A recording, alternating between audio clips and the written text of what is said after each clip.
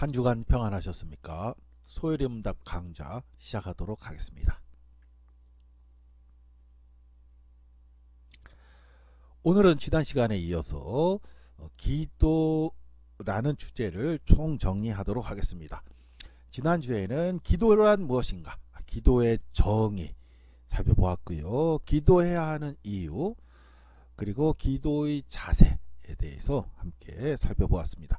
오늘은 기도의 종류, 기도의 내용적인 순서, 기도의 시간, 기도의 장소와 같은 주제들을 함께 정리하도록 하겠습니다.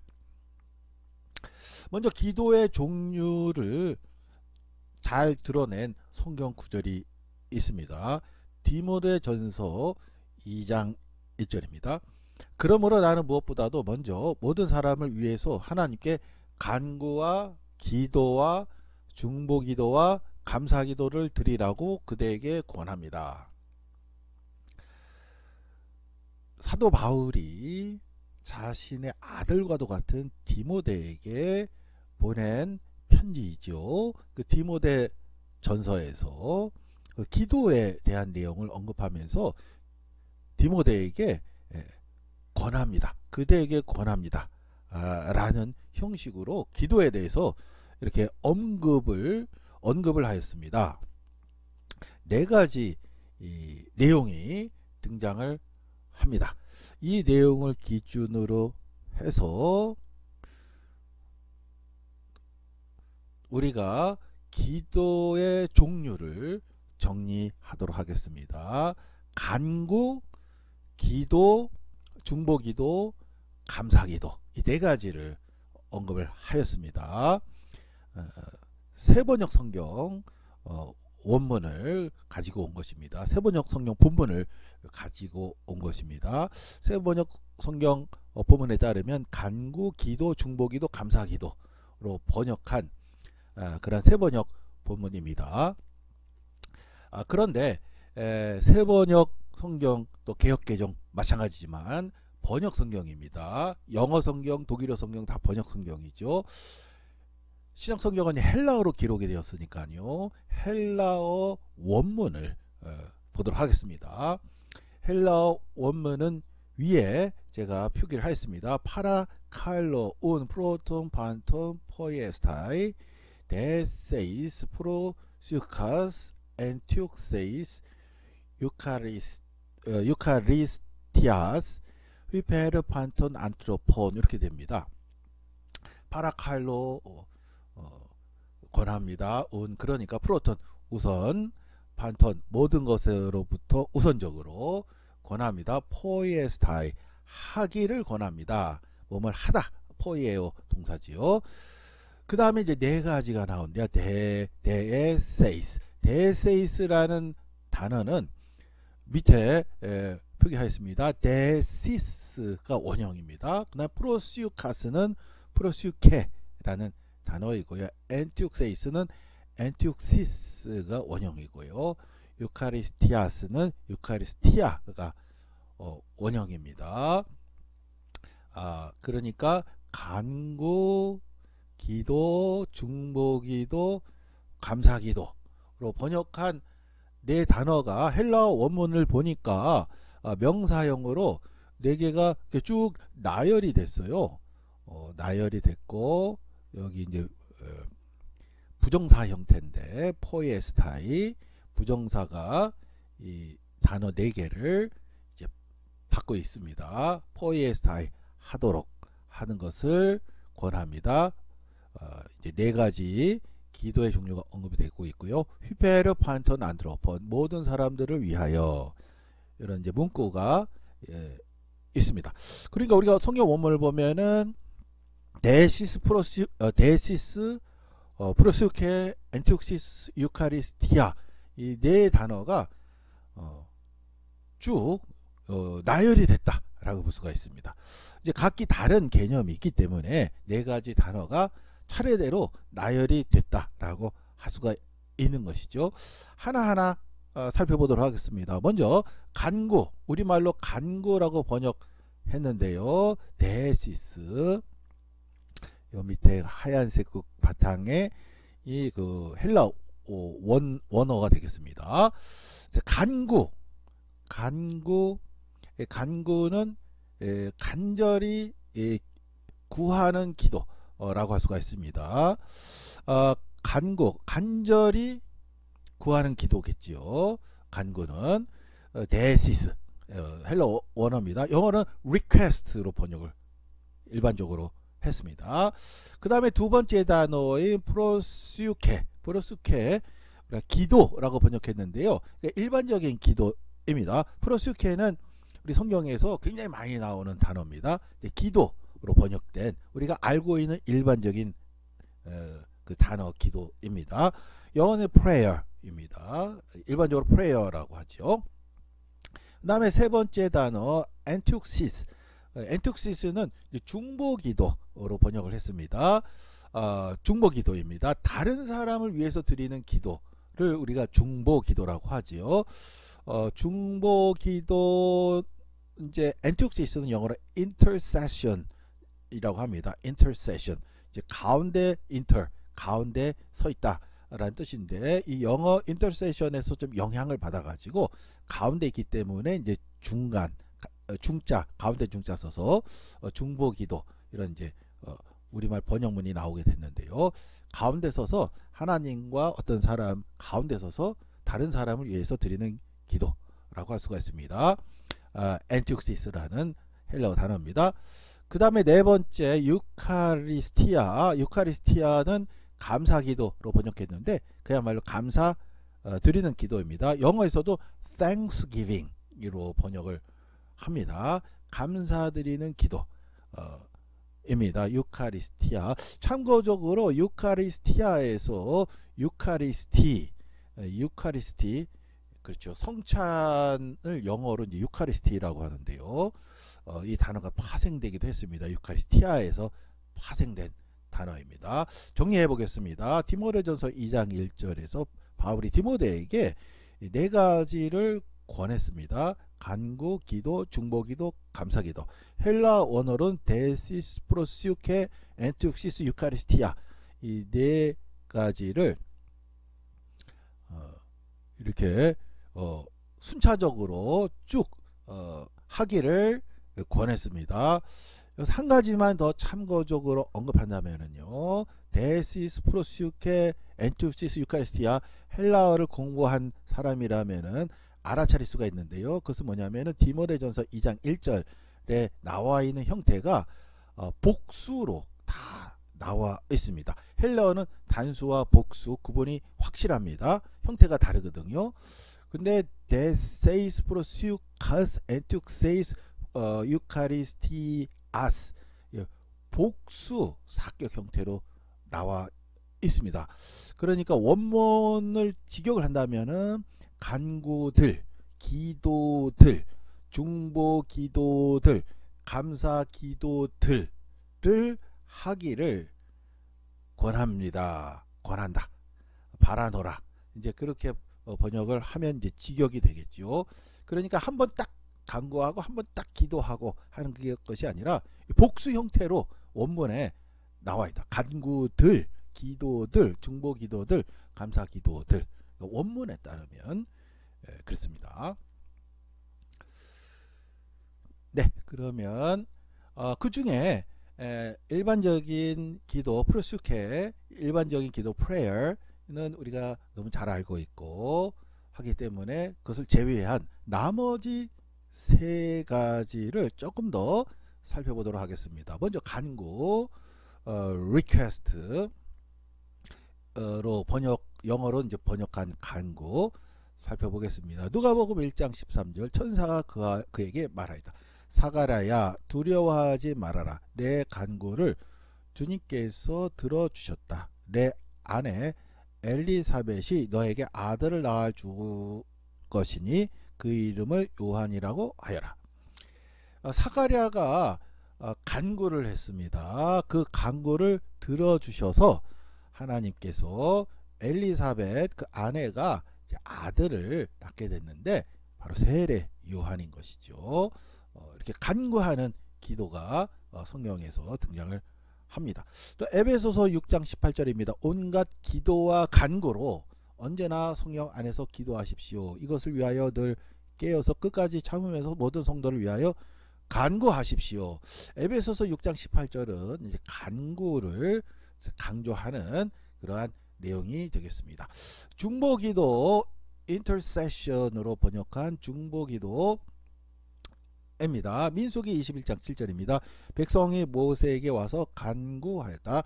주님과 어른을 원망함으로써 우리가 죄를 지었습니다. 이 뱀이 우리에게서 물러가게 해달라고 주님께 기도하여 주시기 바랍니다. 그리하여 모세가 백성들을 살려달라고 기도하였다.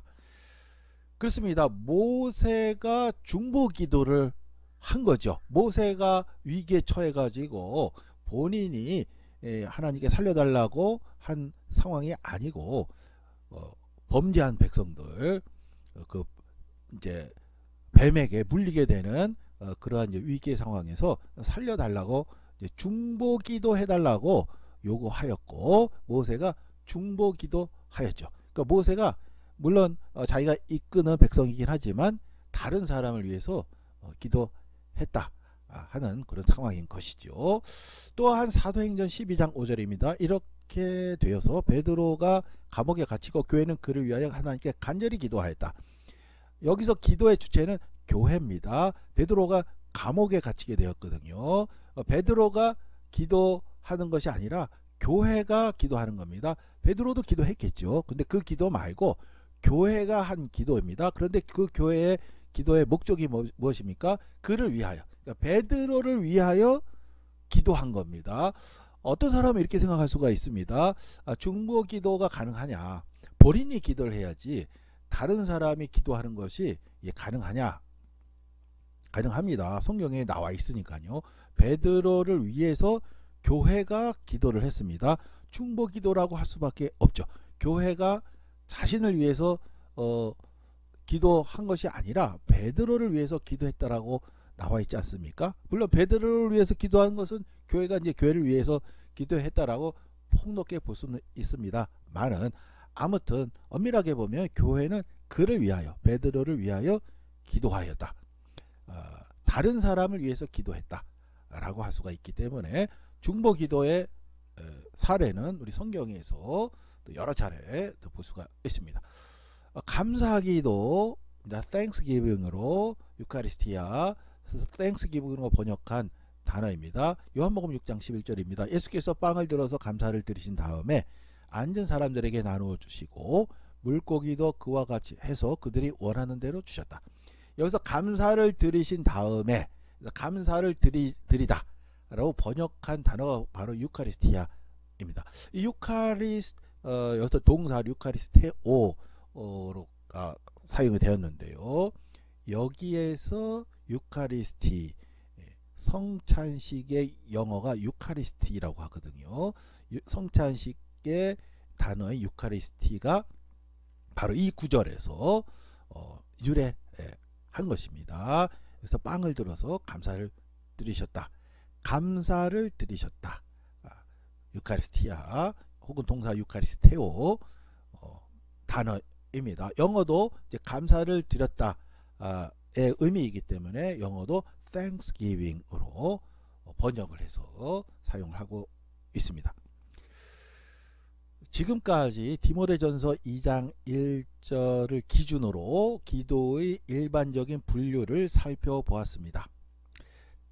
한편으로는 기도는 특별한 역할에 따라 분류될 수도 있습니다. 일반적인 분류가 아니라 특별한 역할에 대한 분류로 또한 기도의 종류가 분류될 수가 있습니다.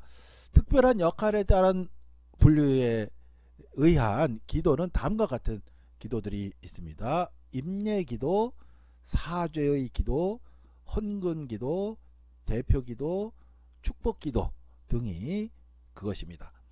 이 기도들은 주로 예배에서 수행되고 있습니다. 예배의 여러 요소 가운데에 기도 순서들이 있지요. 말씀, 찬양, 기도, 이 구성 요소로서 예배가 이제 구성이 되는데 그 중에 중요한 한 축인 기도가 또 여러 종류가 있습니다. 그래서 이러한 특별한 역할에 따른 기도들은 주로 예배에서 수행된다고 할 수가 있습니다. 그 중에서 한 가지만 살펴보도록 하겠습니다. 축복 기도입니다. 축복 기도는 이제 축도라고 우리가 일반적으로 말하고 있습니다. 영어로는 benediction이라고 합니다. 축도 혹은 이제 축복 기도, 줄여서 이제 축도라고 우리가 보통 일반적으로 언급하지요. 이 축도도 기도입니다. 기도인데 특별한 역할에 따른 분류에 속하는 기도라고 할 수가 있지요. 다른 사람에게 하나님의 복이 임하기를 바라는 기도로 정의되어 있습니다. 이 축도는 또 목사가 하는 것으로 정의가 되어 있습니다. 우리가 보통 예배를 마칠 때 이제 축도로 마치도록 하지요. 그래서 축도를 해야 되는데 이제 전도사가 축도를 할 수가 없습니다. 이제 목사가 해야 되기 때문에 그렇죠. 그래서 저희 서울교회에서 전도사님들이 교육부서 맡은 부서에서는 이제 우리 부목사님들이 이제 돌아가면서 마칠 때 축도를 해서 마치도록 하죠. 영아부, 유아부, 유년부, 소년부, 중등부, 고등부 마칠 때 전도사님이 예배를 담당할 때는 부목사님이 가서 축도를 하고 이제 마치는 방식으로 우리 서울교회가 현재까지 그렇게 진행을 하고 있습니다. 그 이유는 축도는 이제 목사가 하는 것이기 때문에 그렇습니다. 당연히 이 전도사가 할 수가 없지요. 이제 목사가 해야 되기 때문에 이제 그렇게 하는 것이죠. 축복 기도는 크게 두 가지 성경 본문을 기초로 하고 있습니다. 하나는 이제 구약이고요. 다른 하나는 이제 신약입니다. 먼저 구약 본문을 살펴보겠습니다. 민수기 6장 22절에서 27절입니다. 여호와께서 모세에게 말씀하여 이르시되 아론과 그의 아들들에게 말하여 이르기를 너희는 이스라엘 자손을 위하여 이렇게 축복하여 이르되 여호와는 내게 복을 주시고 너를 지키시기를 원하며 여호와는 그의 얼굴을 내게 비추사 은혜 베푸시기를 원하며 여호와는 그 얼굴을 내게로 향하여 드사 평강 주시기를 원하노라 할지니라 하라. 그들은 이같이 내 이름으로 이스라엘 자손에게 축복할지니 내가 그들에게 복을 주리라. 이게 민수기 6장에 있는 축복기도 본문입니다.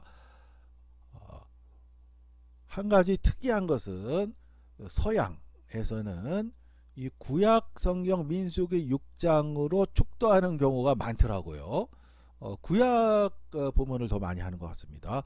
근데 우리나라에서는 이 구약 본문으로 축도하는 경우가 많지는 않습니다. 신학교의 구약 교수님이 학교 채플에서 이 민수기 6장 축도 본문으로 축도하는 것을 몇 번 제가 목격한 적은 있습니다만은 일반 교회에서는 많이 하진 않죠. 이런 경우는 있습니다. 어떤 교회에서는 이 민수기 6장에 이게 아론의 축복 기도라고 보통 명칭이 있는데 이 아론의 축복 기도를 하고 그리고 바로 이어서 신약 축복 축도 본문을 두 가지를 동시에 먼저 구약하고 그 다음에 하는 경우가 있더라고요.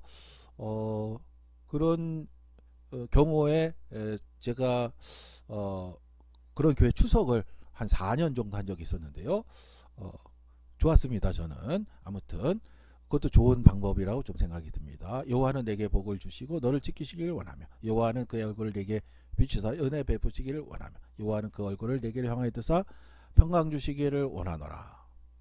주 예수 그리스도의 은혜와 하나님의 사랑과 성령의 역사하심이 모든 무리와 함께 있기를 축복하나이다. 이렇게 이제 이어서 구약의 본문과 신약의 본문을 이어서 하는 그런 경우 교회에 한 4년 정도 출석을 했었는데요.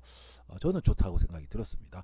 아무튼 민수기 6장 구약에 있는 축복기도 본문입니다. 이 축복기도 할 때, 축도할 때 몇 가지 지침이 있습니다. 민수기 6장 23절, 아론과 그의 아들들에게 말하여 이르기를.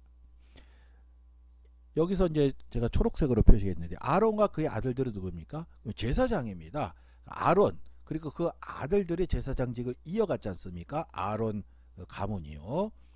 이에 따라서 축도는 제사장만 한다, 목사만 한다 하는 것입니다.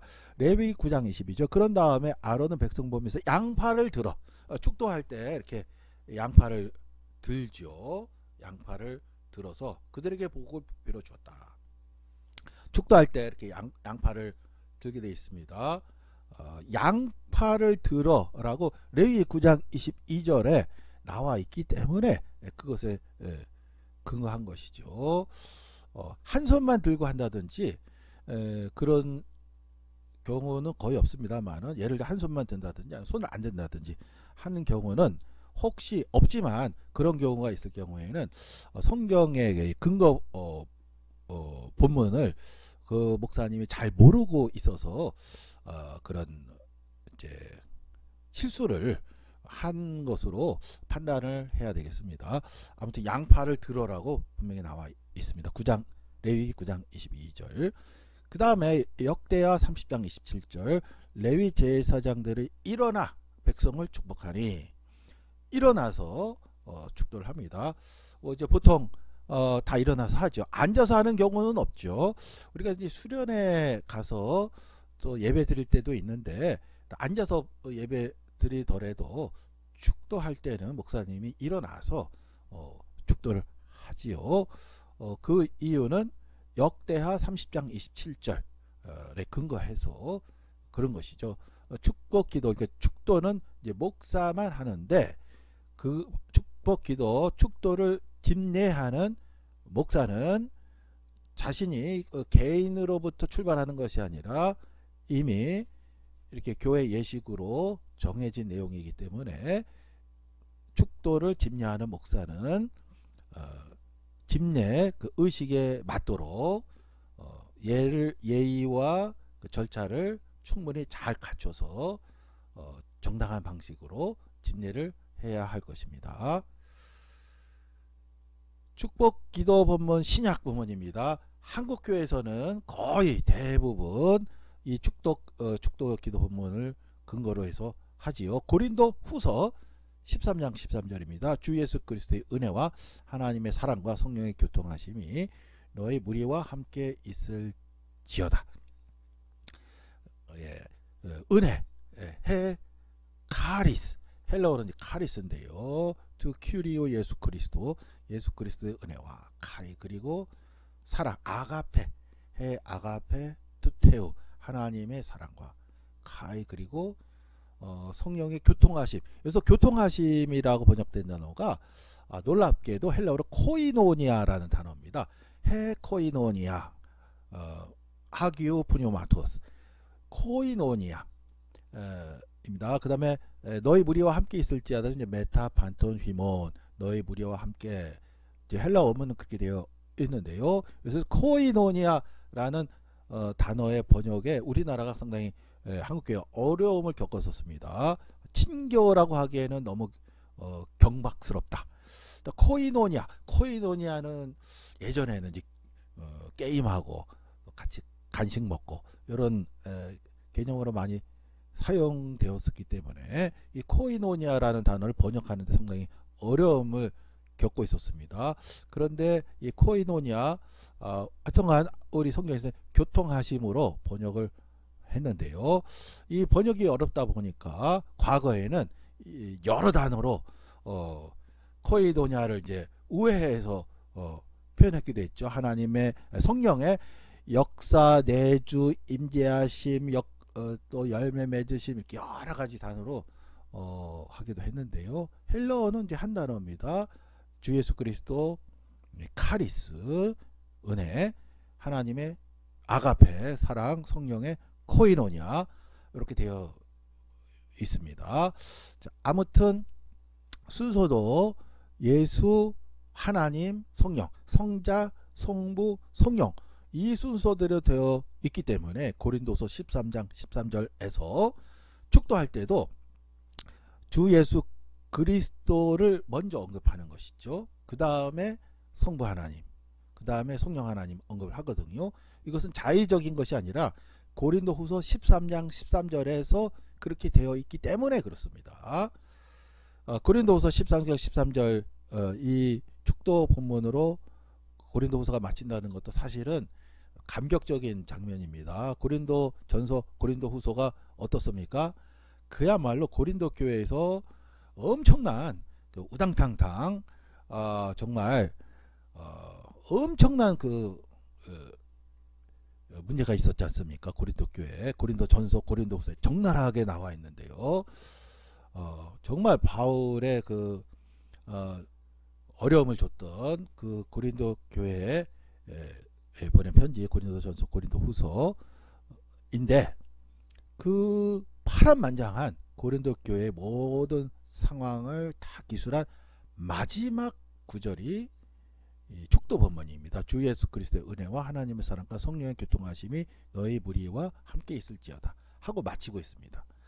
그러니까 바울이 고린도 전서 고린도 후서에서 정말 어마어마한 일을 겪었는데 바울이 이렇게 축복해 주면서 기도한다는 것을 존중을 해서 지금까지 교회는 고린도후서 13장 13절을 축도 본문으로 근거해서 예배 마칠 때마다 이 축도 본문을 기도로서 하는 것이죠. 자, 기도하는 방식에 따른 분류도 가능합니다. 소리를 낼 경우는 소리를 내는가를 기준으로 해서 묵상기도, 통성기도 분류할 수가 있죠. 물론 통성기도도 작은 소리 통성기도, 큰 소리 통성기도 이것도 구분할 수가 있습니다. 또한 사람들 앞에서 기도하는가를 기준으로 했을 때 개인 기도냐 대피 기도냐 다르게 구분할 수가 있습니다. 이 중에서 묵상기도 성경 본문은 사무엘상 1장 13절입니다. 한나가 속으로 말하며 입술만 움직이고 음성은 들리지 아니하므로 엘리는 그가 취한 줄로 생각한지라. 속으로 말하는 것 묵상기도가 되겠습니다. 속으로 말하는 것. 물론 묵상기도도 여러 분류가 가능합니다. 사무엘상 1장에서 한나가 입술만 움직이고 음성은 내지 않는 그런 이제 기도도 가능하고요. 그리고 동방 정교회에서 주로 수행하는 기도 방식인데요. 말도 안 하고 생각도 안 하고 아예 하나님 앞에서 모든 것을 정지시키는 그런 이제 묵상 기도가 또 있습니다. 동방 정교회에서는 이제 이런 묵상 기도 전통이 가장 강한 기도 전통이라고 하는데요. 아예 침묵을 합니다. 생각도 계속해서 정지시키고 또 말도 안 하고 그 이유는 이제 하나님이 말씀하시도록 하는 것을 환경을 조성하기 위해서 그렇게 한다고 하는데요. 진짜 묵상 기도 말 그대로 이제 묵상 기도가 되는 것이죠. 아무튼 여러 가지 분류가 또 가능하겠습니다. 또 사람들 앞에서 하느냐의 기준으로 대표 기도냐 개인 기도냐라고 구분할 수가 있겠습니다. 그 중에서 대표 기도에 대한 내용입니다. 개인 기도가 아닌 전체를 대표하여 수행하는 기도이므로 미리 준비하는 것이 좋다라고 할 수가 있습니다. 개인 기도가 아니기 때문에 내용 또 소리 분명한 목소리로 낭독하는 거지요. 그 다음에 분량 면에서 공동체의 기도에 부합하도록 해야 한다 라고 할 수가 있겠습니다. 이제 분량 면에서 이제 너무 길다든지 목사님 설교하고 거의 비슷한 정도로 길다든지 이거는 너무 개인 기도 측면이 강하다고 볼 수가 있죠. 공동체를 대표하는 기도이기 때문에 내가 한다기보다 공동체를 대표해서 공동체의 마음 대변하는 공동체의 입술이거든요. 그러니까 분량 면에서도 감안을 해야 되겠고 또 소리 또 내용 면에서 감안을 해야 되겠습니다. 이렇게 하기 위해서는 이제 개인 기도가 아니기 때문에 심사숙고해서 미리 준비하는 것이 좋다고 하겠습니다. 미리 작성을 해서 그것을 읽는 것이 공동체를 대표하는 기도를 수행함에 있어서 보다 더 적절하게 수행을 할 수가 있지요. 개인 기도에 치우친다면은 예를 들어서 미리 작성하지 않고 했을 경우에 잘 할 수도 있겠습니다만은 경우에 따라서는 너무 한쪽 감정에 격해서 한쪽으로 치우친다든지 혹은 이야기하다가 이게 꼬여 가지고 이게 좀 또 이렇게 갑자기 당황해서 머리가 하얘진다든지 이런 경우가 종종 있거든요. 그러니까 대표 기도는 공동체를 대표하는 것이기 때문에 미리 잘 준비해서 또 심사숙고해서 또 기도하면서 준비해서 공동체를 대표해서 하는 그런 기도 방식이 적합하다라고 할 수가 있겠습니다. 기도의 내용적 순서입니다. 기도 중에 기도 그렇게 되어 있습니다. 주기도문은 기도 중에 기도라고 언급을 합니다. 주기도문을 분석하면 기도의 내용적 순서를 우리가 정리할 수가 있겠습니다. 찬양, 감사, 회개, 간구 이러한 구성 요소로 순서를 우리가 정리할 수가 있겠습니다. 이와 같은 내용은 우리가 나중에 주기도문에 대해서 다음 주부터 2달 정도 주기도문을 심도 있게 살펴볼 것이기 때문에 이에 대해서는 우리 주기도문 공부할 때 함께 생각해 보도록 하겠습니다. 또한 모든 기도는 예수님의 이름으로 끝맺음한다 하는 것이 중요합니다. 예수님 이름으로 기도합니다. 이 멘트는 요한복음에서 기초하고 있습니다. 요한복음 16장 24절 지금까지는 너희가 내 이름으로 예수님 말씀이니까 예수님 이름이죠. 아무것도 구하지 아니하였으나 구하라 그리하면 받으리니 너희 기쁨이 충만하리라. 내 이름으로 구하지 않았다. 이제는 내 이름으로 구하라 하는 말씀인 거죠. 요한복음 15장 16절입니다. 너희가 나를 택한 것이 아니요 내가 너희를 택하여 세워나니 이는 너희로 가서 열매를 맺게 하고 또 너희 열매가 항상 있게 하여 내 이름으로 아버지께 무엇을 구하든지 다 받게 하려 함이라. 예수님 이름으로 아버지께 무엇을 구하든지 다 받게 하려 함이라고 하셨습니다. 이 구절들에 근거해서 교회는 기도할 때 항상 예수님 이름으로 기도합니다. 예수님 이름으로 기도했습니다. 그 모든 기도 처음 시작부터 마지막까지를 예수님의 이름으로 기도한 것입니다. 를 분명하게 선언하고 밝힘으로써 기도를 마무리하는 것이죠. 기도의 시기입니다. 첫째, 일정한 시간에 기도한다 하는 것을 우리가 성경을 통해서 알 수가 있습니다. 시편 55편 16절에서 17절입니다. 나는 하나님께 부르짖으리니 여호와께서 나를 구원하시리로다. 저녁과 아침과 정오에 내가 근심하여 탄식하리니 여호와께서 내 소리를 들으시리로다. 저녁, 아침, 정오. 이스라엘은 해가 지면서부터 하루가 시작이 되지요. 그래서 저녁, 아침, 정오. 하루 종일이라는 표현이기도 하고 저녁, 아침, 정오 이렇게 시기를 정해서 일정하게 기도를 한다. 이제 그렇게 우리가 이해할 수가 있겠습니다. 다니엘 6장 10절 다니엘이 이 조세 왕의 도장이 찍힌 것을 알고도 자기 집에 돌아가서는 윗방에 올라가 예루살렘으로 향한 창문을 열고 전에 하던 대로 하루 3번씩 무릎을 꿇고 기도하며 그의 하나님께 감사하였더라. 바벨론 포로에 지금 잡혀와 있는 상태거든요. 그래서 하는 수 없이 예루살렘에 가지도 못하고요. 바벨론 너무 먼 곳이지 않습니까? 그래서 예루살렘을 향해서 무릎을 꿇고 하루 3번씩 기도했다. 아마도 저녁, 아침, 정오에 기도한 것으로 보통 학자들은 보고 있습니다. 일정하게 시간을 정해서 기도했다 하는 것이죠. 신약 성경에도 보면 이렇게 되어 있습니다. 사도행전 3장 1절입니다. 오후 3시의 기도 시간이 되어서 베드로와 요한이 성전으로 올라가는데, 기도 시간은 기도 시간인데 오후 3시의 기도 시간으로 표현이 되어 있습니다. 일정한 시간에 기도한다 하는 그러한 내용이 되겠죠. 오후 3시의 기도 시간은 사도행전 10장 3절에서 또 등장합니다. 어느 날 오후 3시쯤에 그는 환상 가운데에서 하나님의 천사를 똑똑히 보았다. 그가 본 천사가 자기에게로 들어와서 고넬료야 하고 말을 하는 것이다.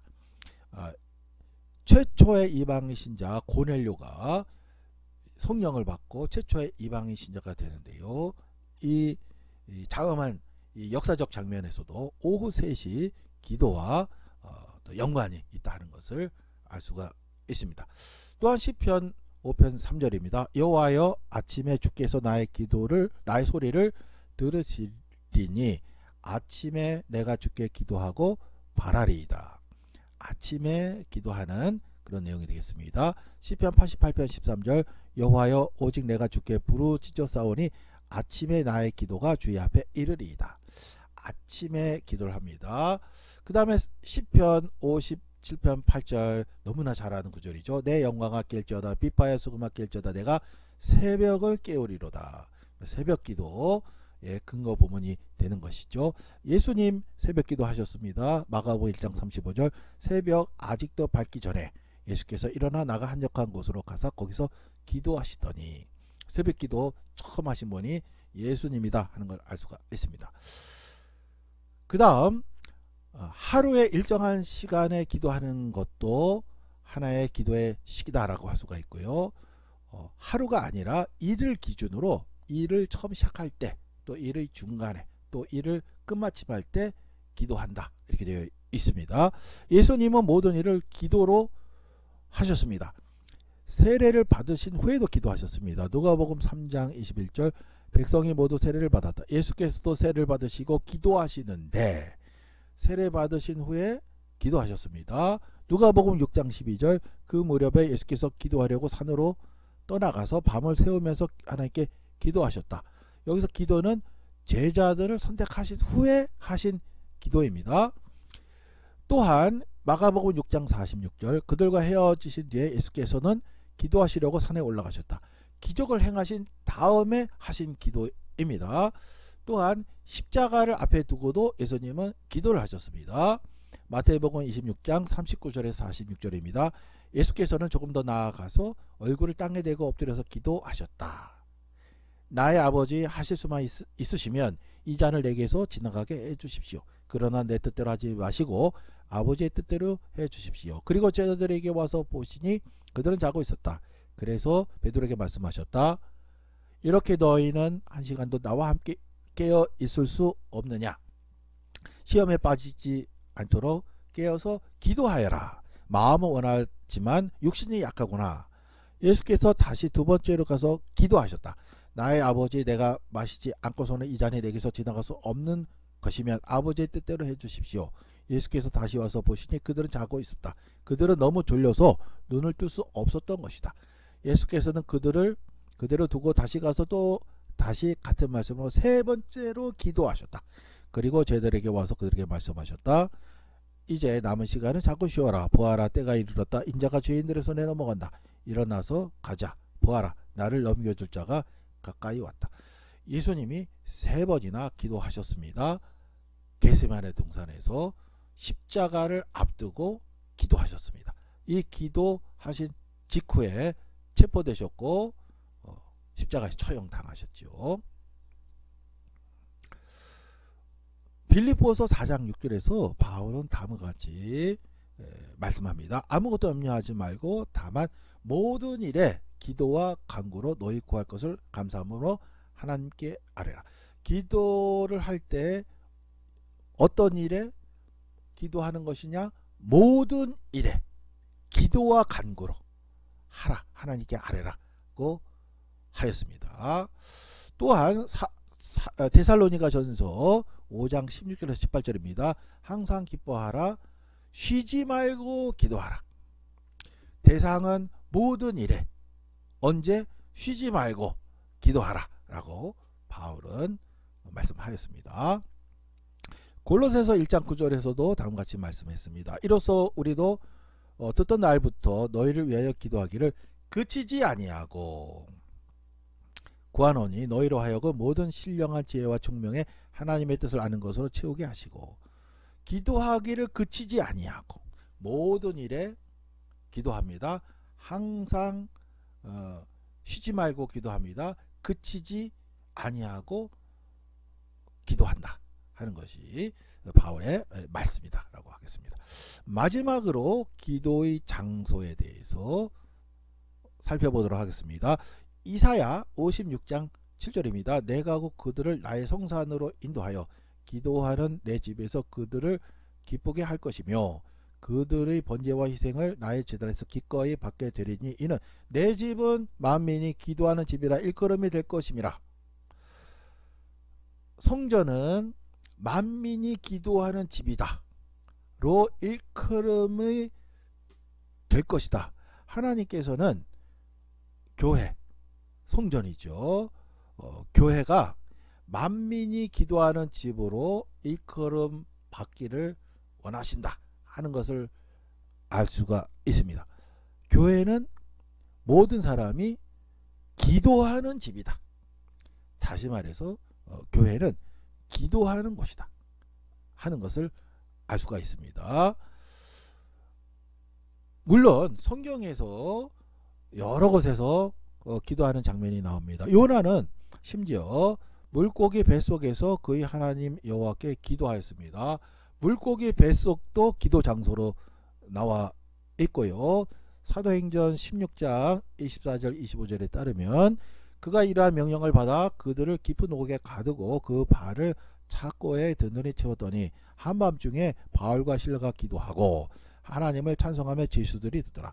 바울과 실라가 지금 현재 빌립보 감옥에 갇혀 있는 상황인데요.